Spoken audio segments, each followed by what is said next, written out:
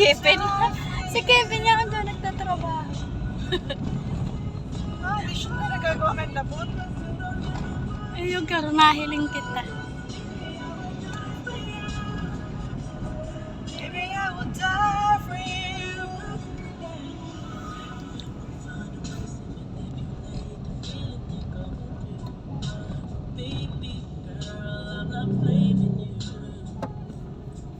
Kasi ba nagsasabi, ay bako pala sa iyo sa sasakyan. Kasi ito